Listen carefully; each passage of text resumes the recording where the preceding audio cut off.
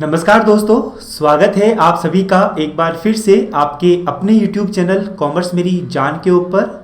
तो आज हम स्टार्ट करने वाले हैं सेबी ग्रेड ए एग्ज़ाम के लिए क्लास, और यह जो क्लास है वो यूजफुल रहेगी आपके लिए एनटीए नेट कॉमर्स एग्ज़ाम के लिए भी। तो सेबी ग्रेड एग्ज़ाम का जो फेज़ 1 है उसका जो सेकंड पेपर है उसमें एक सब्जेक्ट है फाइनेंस। सेबी के ग्रेड ए एग्जाम के फेज 1 में पेपर सेकंड में सब्जेक्ट है फाइनेंस, और यह है फाइनेंस की क्लास नंबर 2। फाइनेंस की क्लास नंबर 1 हम ऑलरेडी अपलोड कर चुके हैं, जहां पर हमने देखे थे कि फाइनेंशियल सेक्टर में कौन कौन से सेक्टर्स आते हैं और उनके बारे में हमने वहां पर डिटेल में चर्चा की थी। उसका लिंक आपको ऊपर जो आई बटन है वहां पर आपको मिल जाएगा। तो इस फाइनेंस की क्लास नंबर सेकंड के अंदर हम देखेंगे फाइनेंशियल सेक्टर से रिलेटेड इंपॉर्टेंट टर्म्स। देखिएगा, क्योंकि अब हम फाइनेंस स्टार्ट कर रहे हैं तो फाइनेंस के अंदर खूब सारे फाइनेंशियल टर्म्स आएंगे जिनको कि हमको समझना जरूरी है, ताकि हमको आगे आने वाले जो कंसेप्ट है वो भी अच्छे से समझ में आए। साथ में यहां से इन टर्म्स के ऊपर से भी क्वेश्चन बनते रहते हैं। टोटल मिला के इस वीडियो के अंदर हम 15 टर्म्स पढ़ेंगे, और इन 15 टर्म्स का जो एमसीक्यू होंगे इनके ऊपर 5 एमसीक्यू हम बनाने वाले हैं, जो कि आपको क्लास नंबर 3 की स्टार्टिंग के अंदर मिल जाएंगे। वहां पर आप इसको जरूर से दीजिएगा। अगर आप इसकी पीडीएफ चाहते हो तो आप हमारा जो टेलीग्राम चैनल है कॉमर्स मेरी जान, इसको जरूर से ज्वाइन कर लीजिएगा। अपने फ्रेंड्स वगैरह को भी इसको ज्वाइन करने के लिए कहिएगा। यहाँ पर मैं इसकी पीडीएफ आपको अवेलेबल करवा दूंगा। साथ में जितने भी जो एग्जाम नोटिफिकेशन इंपॉर्टेंट न्यूज वगैरह होती है वो भी मैं अपने टेलीग्राम चैनल के ऊपर देता रहता हूँ। टेलीग्राम चैनल का नाम है हमारा कॉमर्स मेरी जान। तो देखिएगा, पहली जो टर्म आ रही है वो आ रही है एक्रूड इंटरेस्ट। अब देखो, मैं अगर इसको सिंपल सी लैंग्वेज के अंदर समझाऊं, एक्रूड का मतलब क्या होता है? एक्रूड का तो मतलब हो गया है कि वो चीज जो कि, अब देखो, क्योंकि यहां पर कॉमर्स के स्टूडेंट भी आएंगे और नॉन कॉमर्स स्टूडेंट भी आएंगे सेबी के कोर्स में, तो है ना। तो और इवन कॉमर्स के जो स्टूडेंट हैं उनको भी मेरी कोशिश रहेगी कि जो भी चीजें हैं, जितनी भी डिफिकल्ट चीजें हैं, उनको भी मैं आपके लिए एकदम सरल भाषा का प्रयोग करके समझा सकूं, है ना। तो कोई मत कीजिएगा कि यार इतना बड़ा एग्जाम है कैसे कैसे समझा रहे हो, है ना। बिल्कुल सरल भाषा के अंदर समझाने का, एक लेमैन, एक जो कॉमन इंसान के लैंग्वेज में समझाने की मैं आपकी पूरी जोर कोशिश करूंगा। एक्रूड का मतलब होता है वो चीज जो कि पैदा हो गई है, परंतु मिली नहीं है। जो पैदा तो हो गई है लेकिन क्या हुआ है, अभी तक मिली नहीं है, वो क्या होता है? एक्रूड होता है। वो क्या होता है? एक्रूड होता है। जैसे कि फॉर एग्जाम्पल आपके घर के अंदर आपका भतीजा भतीजी कोई पैदा हो गया, लेकिन अभी तक आप उससे मिले नहीं हो, तो आपके लिए वो क्या है? एक्रूड है। एक्रूड भतीजा, एक्रूड भतीजी, है ना, वो है आपके लिए। तो अब एक्रूड इंटरेस्ट का भी मतलब क्या होगा? एक्रूड इंटरेस्ट का भी मतलब होगा कि वो इंटरेस्ट जो कि पैदा तो हो गया है लेकिन यार अभी तक हमको मिला नहीं है। वो इंटरेस्ट जो कि पैदा तो हो गया है लेकिन हमको मिला नहीं है। जैसे कि फॉर एग्जाम्पल एक कंपनी आपको एक डिबेंचर इशू करती है, कंपनी आपसे लोन लेती है, एक डिबेंचर इशू करती है, और कंपनी कहती है कि यार इस डिबेंचर के ऊपर में तुमको हर महीने के 100 रुपए का इंटरेस्ट दूंगा, 1 अप्रैल को दूंगा, और दूसरा इंटरेस्ट देखूंगा 1 सितंबर को। तो मतलब कि अप्रैल, मई, जून, जुलाई, अगस्त, सितंबर, अप्रैल से सितंबर का इंटरेस्ट में तुमको दूंगा 1 अक्टूबर को, और 1 अक्टूबर से लेके 31 मार्च तक का जो इंटरेस्ट है वो मैं तुमको दूंगा 1 अप्रैल को। तो मतलब कि मैं तुमको साल में 2 बार इंटरेस्ट दूंगा। ठीक है बात? हाँ सर, समझ में आ गई। अब इसको थोड़ा सा आगे समझिएगा, आपने क्या किया, यह जो डिबेंचर है ये किसी और थर्ड पार्टी को बेच दिया, किसी और पर्सन को बेच दिया, आपने इसको सेल कर दिया। आपने इसको सेल किया फॉर एग्जाम्पल, कब सेल किया आपने? 1 जुलाई को। अब 1 जुलाई को सेल किया आपने, लास्ट इंटरेस्ट कंपनी से कब तक का मिल चुका था? लास्ट इंटरेस्ट कंपनी से मिल चुका था 1 अप्रैल को मार्च तक का।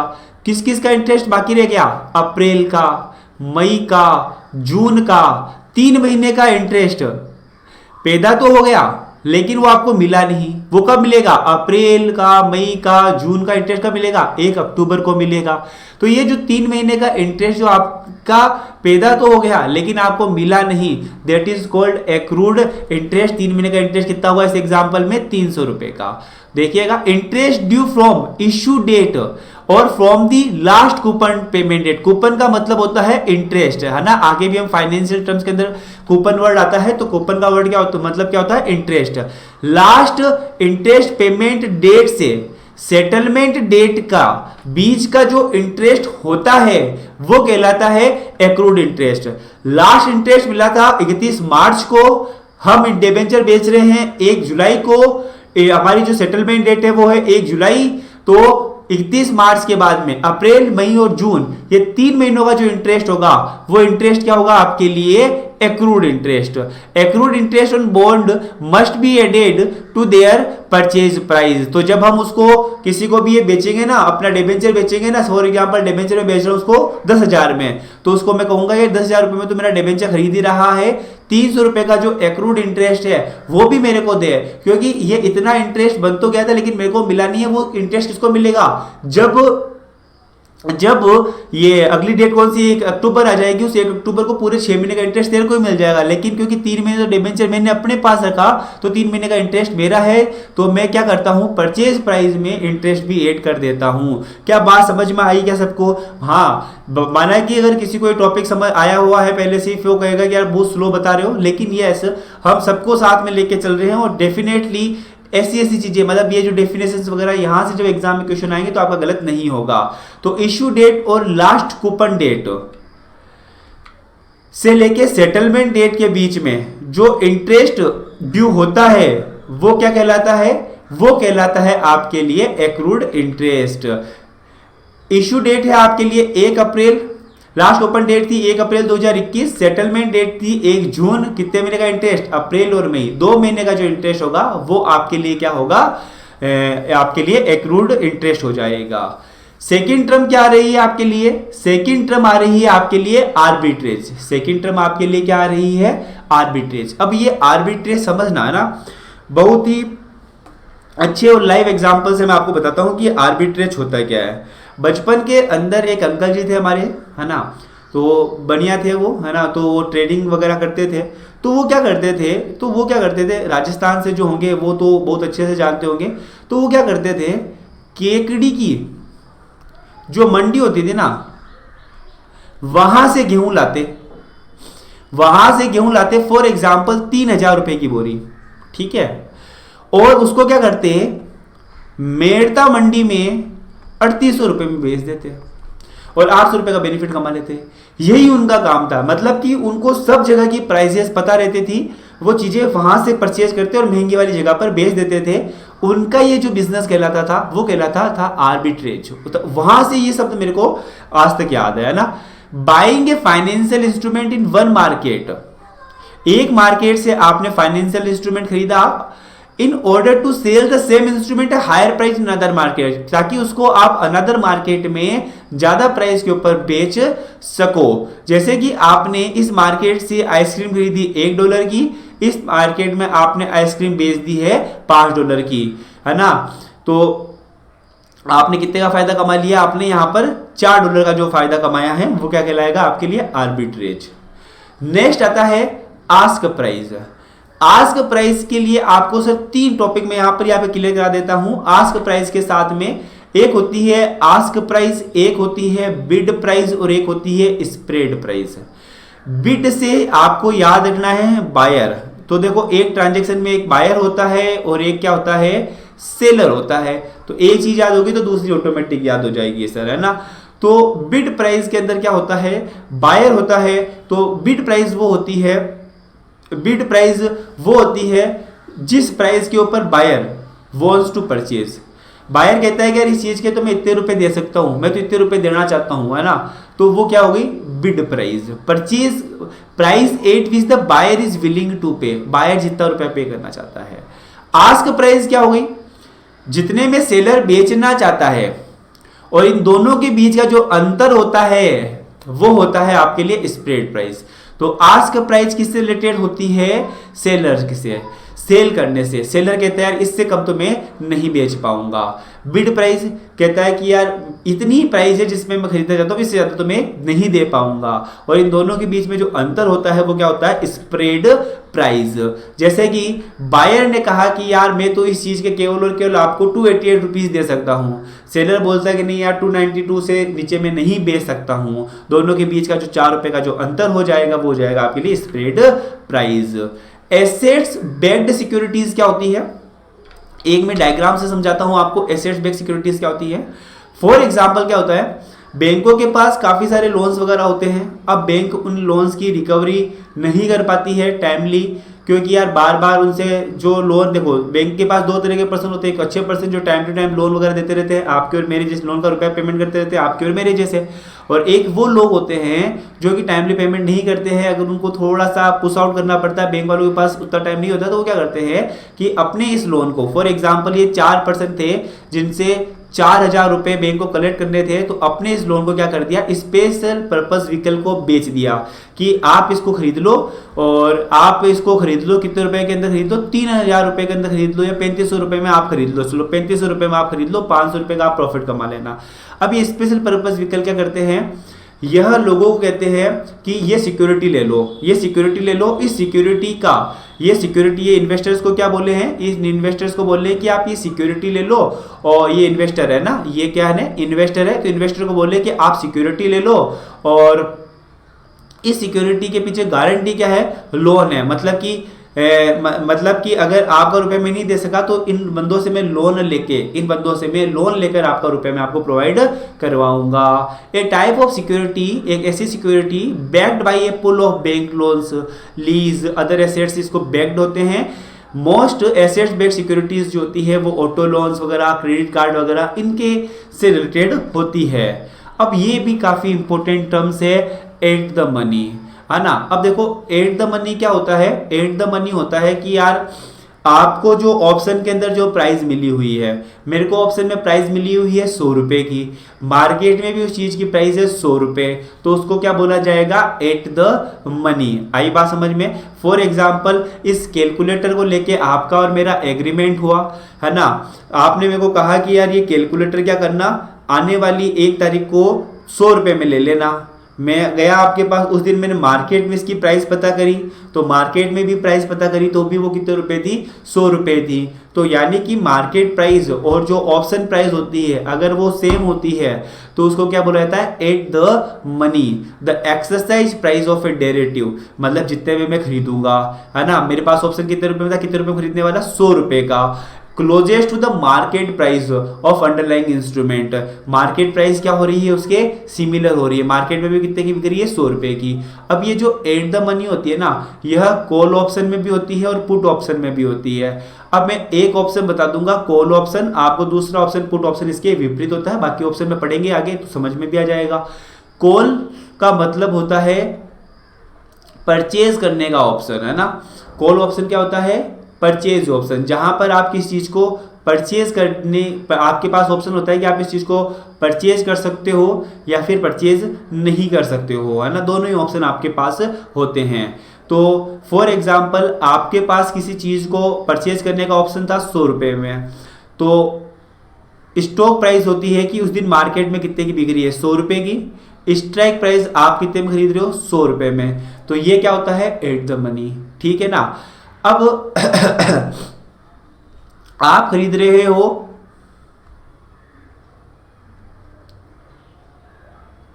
सॉरी हाँ, मार्केट में स्टॉक प्राइस का मतलब होता है मार्केट में कितने की बिक रही है, मार्केट में बिक रही कितने की बिक रही है, और स्ट्राइक प्राइस का मतलब होता है आप कितने में खरीद रहे हो। आप खरीद रहे हो 100 रुपए में, मार्केट में वो चीज बिक रही है, मार्केट में वो चीज बिक रही है 120 में, तो आप इन द प्राइस हो, आप इन द मनी हो कि भाई आपको तो कितने रुपए मिल जाएगी, 100 रुपए में मिल जाएगी। आउट द मनी का मतलब क्या होता है?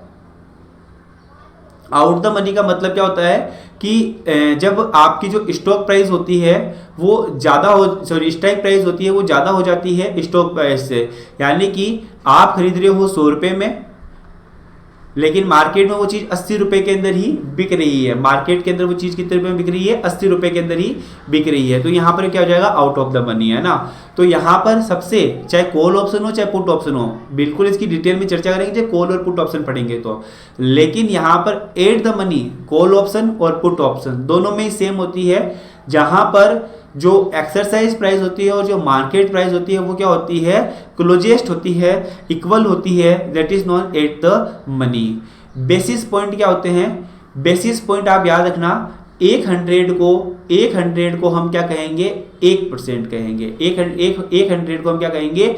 1% कहेंगे। जैसे कि यहाँ पर ये 100 है तो इसको क्या बोलेंगे? इसको 100 इसको क्या बोलेंगे? 1% बोलेंगे, ठीक है ना।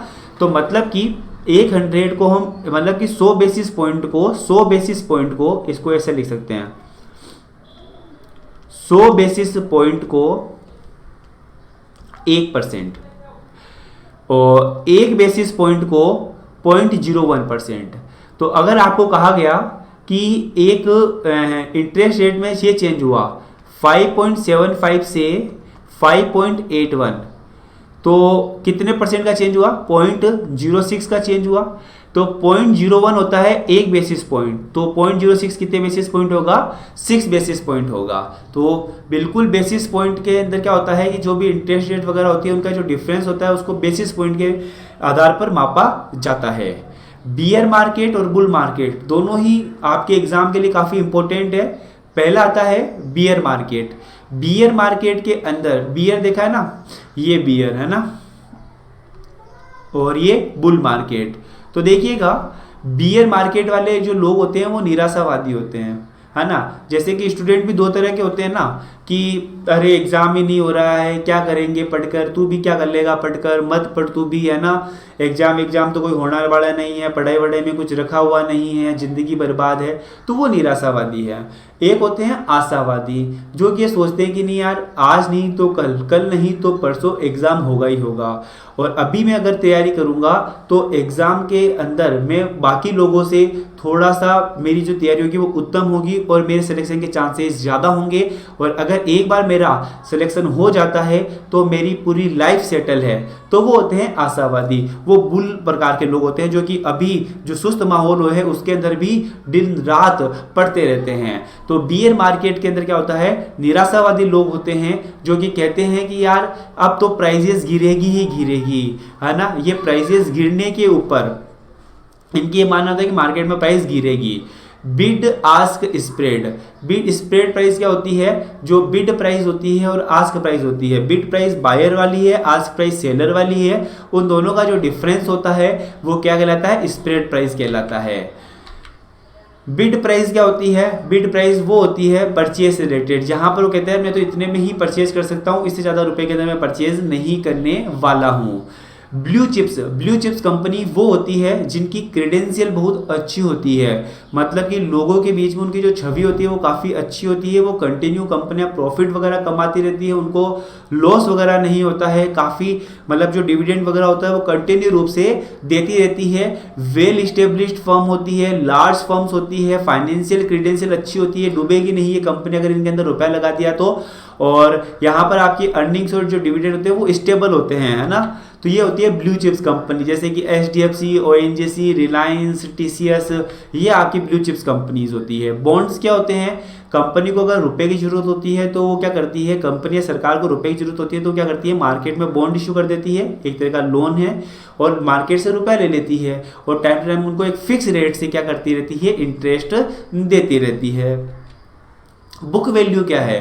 बुक वैल्यू का मतलब होता है फर्म की जो टोटल एसेट्स हैं इसमें से मैं फर्म की लायबिलिटीज, एक्सटर्नल लायबिलिटीज, इसमें से मैं प्रेफरेंस शेयर कैपिटल घटा देता हूं तो वैल्यू आ जाएगी इक्विटी शेयर होल्डर की वैल्यू, इक्विटी शेयर होल्डर की वैल्यू आ जाएगी, यही वैल्यू कहलाती है book value. The amount of stake holders equity, equity share holder का जो स्टेक होल्डर होता है एक फर्म के अंदर जो कि आप फर्म की एसेट्स में से फर्म की लायबिलिटीज और प्रिफर्ड स्टॉक यानी प्रेफरेंस कैपिटल को घटा के ले सकते हो।